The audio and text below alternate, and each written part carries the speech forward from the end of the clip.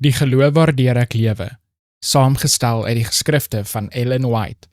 Beproef die wil van God. En word nie aan hierdie wêreld gelykvormig nie, maar word verander deur die vernuwing van julle gemoed, sodat julle kan beproef wat die goeie en welgevalle en volmaakte wil van God is. Romeine hoofstuk 12 vers 2. Christus het na die wêreld gekom om Satan se leuen teen te werk dat God 'n wet gemaak het wat mense nie kon nakom nie.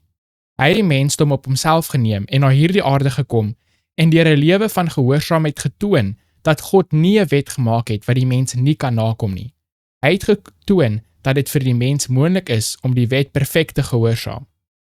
Diegene wat Christus as hul verlosser aanvaar en deelgenote van sy goddelike natuur word in staat gestel om sy voorbeeld te volg en in gehoorsaamheid aan elke voorskrif van die wet te leef. Deur die verdienste van Christus moet die mens deur sy gehoorsaamheid toon dat hy in die hemel vertrou kan word, dat hy nie sal rebelleer nie. In al sy goddelike dade verklaar die wêreld se verlosser, ek kan uit myself niks doen nie. Hierdie gebod het ek van my Vader ontvang. Johannes hoofstuk 5 vers 30 en Johannes hoofstuk 10 vers 18. Alles wat ek doen, is ter vervulling van die raad en wil van my hemelse Vader. Die geskiedenis van die daaglikse aardse lewe van Jesus is die presiese rekord van die vervulling van God se voornemens teenoor die mens. Sy lewe en karakter was die ontvang of voorstelling van die volmaaktheid van die karakter wat die mens kan bereik deur 'n deelgenoot te word van die goddelike natuur en die wêreld deur daaglikse konflikte te oorwin. Die jeug moet die koers wat Christus gevolg het, altyd voor oë hou. In die studie van sy lewe sal ons leer hoeveel God deur hom vir sy kinders sal doen.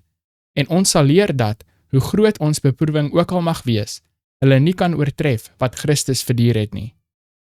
Diegene wat wandel soos Christus gewandel het, wat geduldig, sagmoedig, vriendelik en nederig van hart is, diegene wat saam met Christus saamspan en sy laste lig, wat na siele verlang soos hy na hulle verlang het, hulle sal in die vreugde van hulle Here ingaan.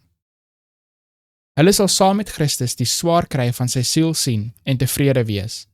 Die hemel sal triomfeer, want die leegte wat in die hemel ontstaan het deur die val van Satan en sy engele, sal gevul word deur die verlostes van die Here.